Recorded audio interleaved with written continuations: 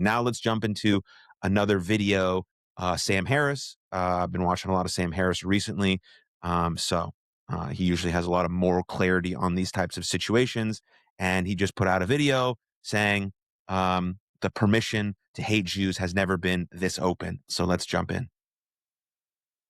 To just recognize that this is a mind virus for which we don't have an inoculation. We have to fight for Enlightenment values and the values of open societies. The goal of Jewish life is not to ingratiate ourselves with others so that they might dislike us somewhat less. The goal of Jewish life is Jewish thriving. Are you worried about anti-Semitism on the rise? It seems there's sort of now two camps of Jews, probably. We could have used a better word for that. One that seeks to avoid the tall poppy syndrome, and the other that says, fuck you, we're not hiding or apologizing anymore. Where are you on that? Or how do you feel about all this? And which approach do you think is in the right direction? Well, I am increasingly worried about anti-Semitism. It just, is now fully burgeoning on the left and the right to a degree that I wouldn't have thought possible. And the alarming thing on the right, when you look at what the Trump administration does and doesn't do about it, and does and doesn't say about it, is that clearly Republicans from Trump on down feel like they can't be too clear on this topic, even if they don't share any of these poisonous views, right? So you're not getting a very clear condemnation of people like Nick Fuentes and Tucker Carlson and Candace Owens, and people who are doing more than dog whistle, but they're just holding open the tent for white supremacy and anti-Semitism. It's the fact that Trump and J.D. Vance and everyone who's truly in power can't say, okay, this is awful, we want nothing to do with it. That's, I think, quite alarming. I mean, they clearly think they need the anti-Semitic white supremacist vote on some level. God only knows why, but you'd think they'd be more worried about alienating independents. Do you support Israel and the Jewish people? Now, more than ever, Israel needs committed... What an ad. Thanks, YouTube. So, yeah, I am worried about it.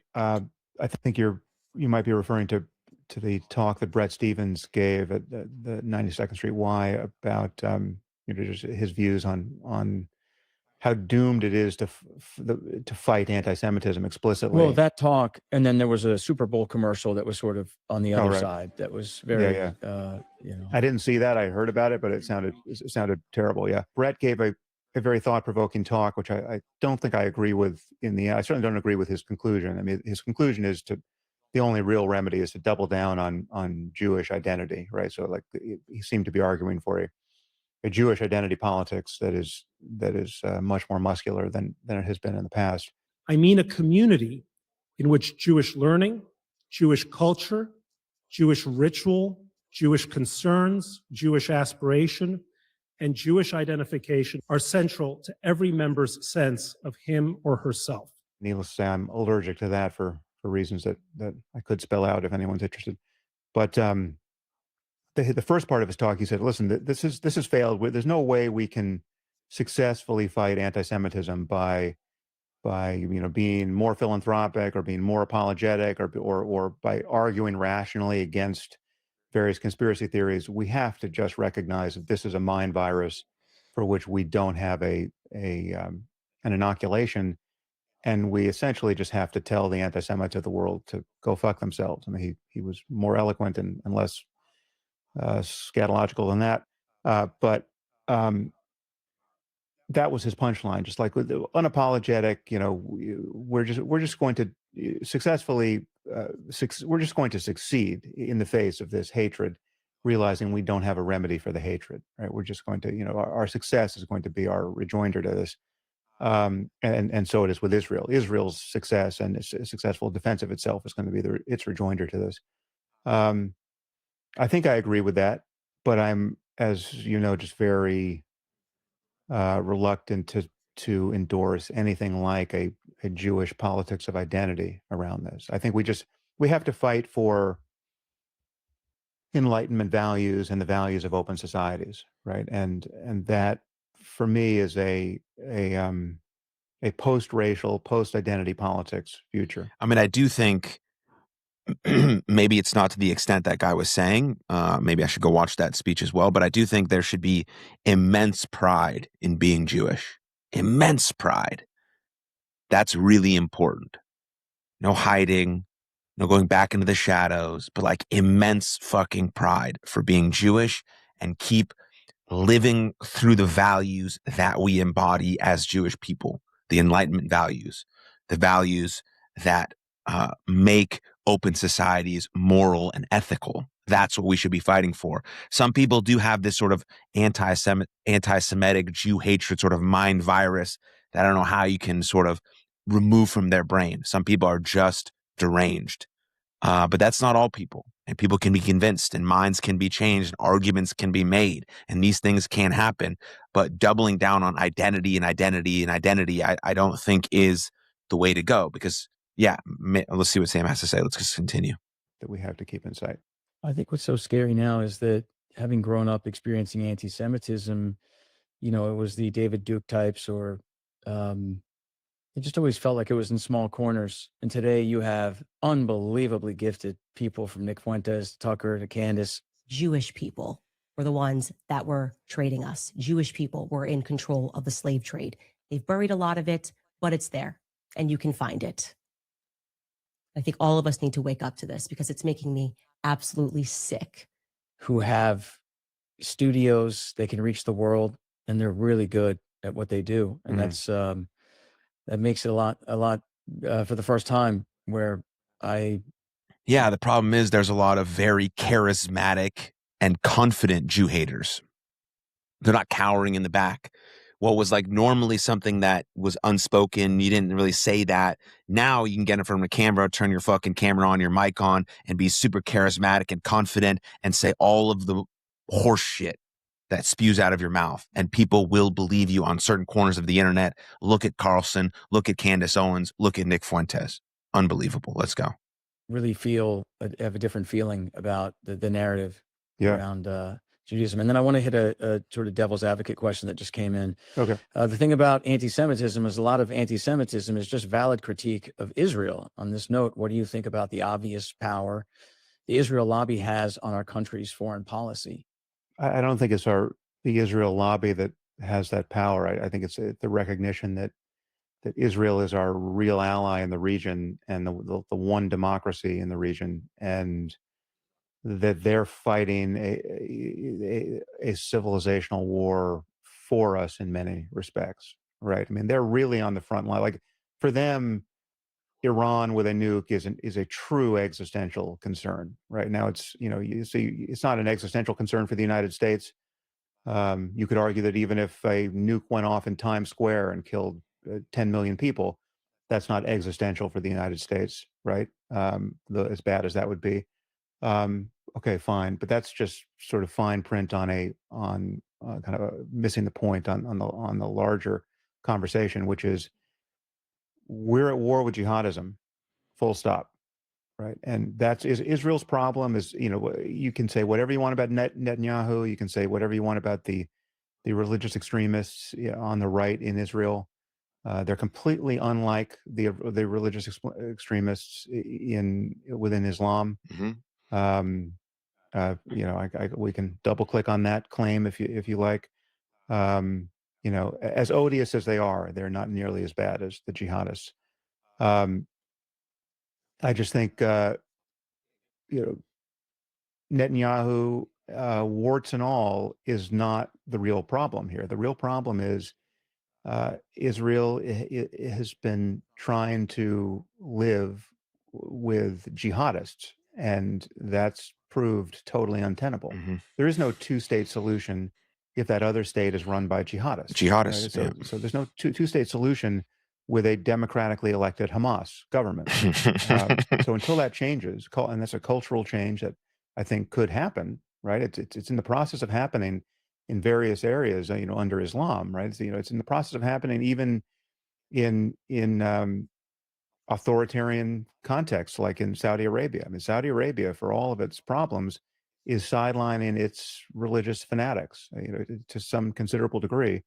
Um, Again, I'm no fan of MBS, right? I mean, I think he's probably a psychopath and has done awful things, and there's a lot to condemn in Saudi Arabia, but they're doing this one good thing, pulling back the reins on jihadism, um, and I think that bodes well for the future. I mean, it's a promising sign. So um, there's a lot to condemn in the Israeli government, and the whole settler movement in the West Bank, awful. You're going to get no defense of it here.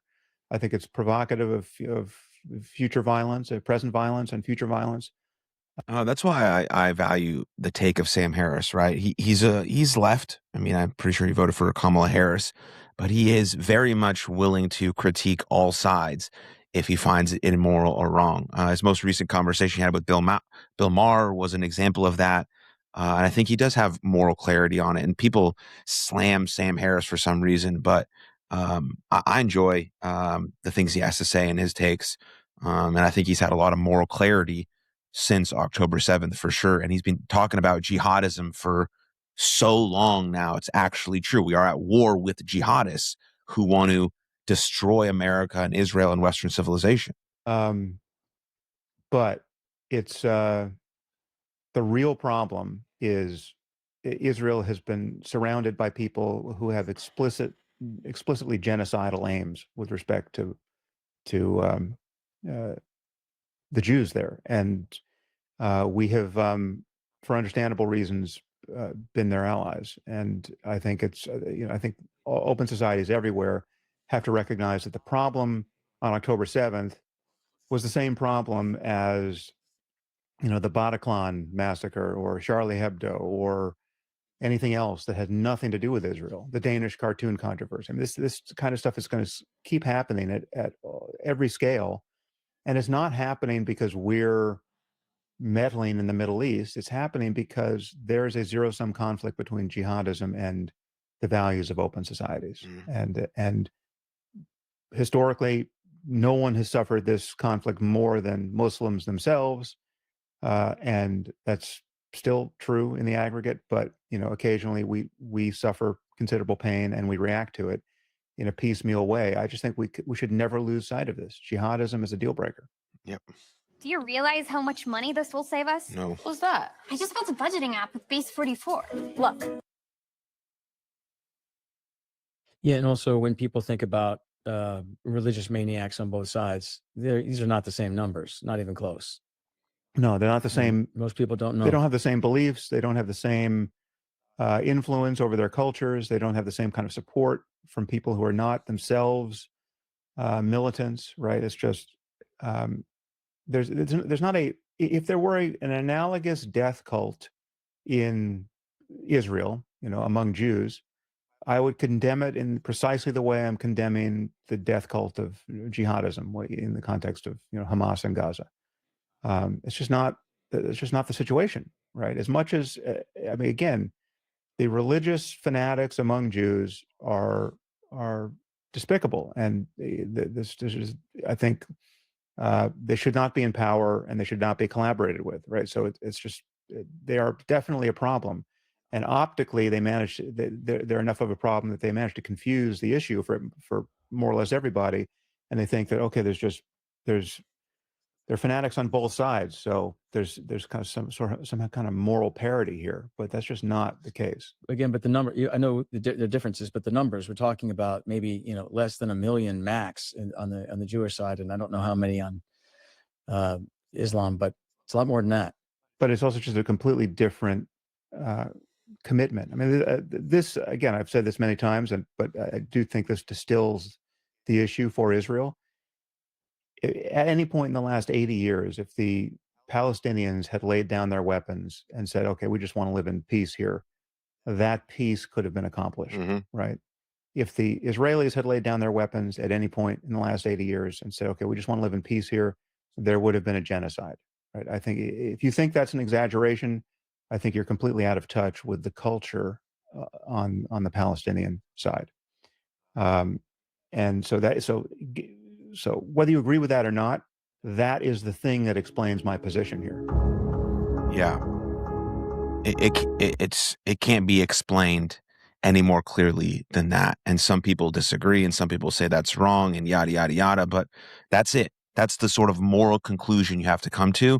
And that's how you should morally make your decisions moving forward based on that last piece that Sam Harris just shared. Now let's watch one more video from Sam on Tucker Carlson, and then that'll be it for this stream today. So here we go. Listen, we're Christians. We don't need to defend these Jews at all. Their holy book is irrelevant to us. It's just barbarism in there. Does Israel have the right to that land? Because you're appealing to Genesis. Yeah. You're saying that's the original deed. It would be fine if they took it all. I mean, I thought that was fascinating and well worth watching. And the thing that was both interesting and alarming from my point of view there is that Tucker clearly believes, and I have every reason to think he's right to believe this, is that he has an audience that it was prepared for him to put a lot of daylight between him and his Christianity and, you know, plain vanilla evangelical Christianity around these issues. I mean, so the way he went after Huckabee based on a differentiation between the New Testament and the Old Testament. I mean, he walked Huckabee into the Old Testament, so explicitly with respect to I think it was Genesis 15, and a claim that, you know, the God gave the Jews all the land between the Euphrates and the Nile, you know, pretty much all of the Middle East. Does Israel have the right to that land? Because you're appealing to Genesis. Yeah. You're saying that's the original deed. It would be fine if they took it all. But I don't think that's what we're talking about here today. And Huckabee, you know, tried to pirouette, saying, you know, well, Israel's not asking for that, but he knew, Tucker knew that he was going to have to sign on the dotted line on the biblical mandate, and Huckabee did. He said, yeah, if they, you know, but if they did it, you know, I couldn't say anything, you know, I couldn't object. It's in the Bible, right? And so he got, you know, he's gotten vilified for that, but what was interesting about that is that Tucker seemed to be expressing a theology, and perhaps there's a name for this that I'm just not aware of, that was that draws a very clear line of demarcation between the Old and the New Testament in a way that is, you know, I've heard. Also, there's been many videos on the internet. I did a couple streams about it as well, debunking Tucker Carlson and his conversation with Mike Huckabee. They're all over the internet. Find them. There's also a lengthy thread on X debunking all 36 lies that Tucker Carlson said in the interview, quote unquote, or debate with Mike Huckabee. I encourage you to go look that up as well. I think he also interrupted him over 500 times. So he was there to combat him. He did not do that to Nick Fuentes, who is a raging anti-Semite and has horrible, disgusting views about people. He didn't do that to literally anyone else except Huckabee and Ted Cruz. And so you can see he went there with an agenda. He also lied a bunch of times, debunked 36 times to be exact. And there's a beautiful Twitter thread about that. Maybe I can link it in the description if you make it this far in the video. But I think that's important as well. And let's just finish up. I think there's a minute left in this video, and then we'll be done. It's been drawn before, and even in Huckabee's style of Christianity, but he's basically saying, listen, we're Christians. We don't have to care about the Old Testament at all, right? There's just a lot of barbarism in there. He went after the whole Amalekite business. You know, that's just genocide, right? Like, listen, we don't need to defend these Jews at all. Their holy book is irrelevant to us. It's just barbarism in there. Christ is king. All we have to care about is Jesus, and we can just wash our hands at the Jews, right? And then, you know, implicit in all of that is, you know, we know the Jews just killed Jesus, and fuck them, right? It's like, and so he put Huckabee and all of evangelical Christianity in a very difficult position with respect to his audience, which I'm amazed to find that it exists, which is, you know, Christians prepared to say, you know, all of this traditional support for Israel and and a veneration of the Old Testament even is behind us, right? There's just this kind of America first, Christ is king, fuck the Jews politics, and I found that pretty interesting and surprising. I hadn't seen that done before. All right, thanks, Sam Harris. Perfect way to end that stream. Appreciate it very much.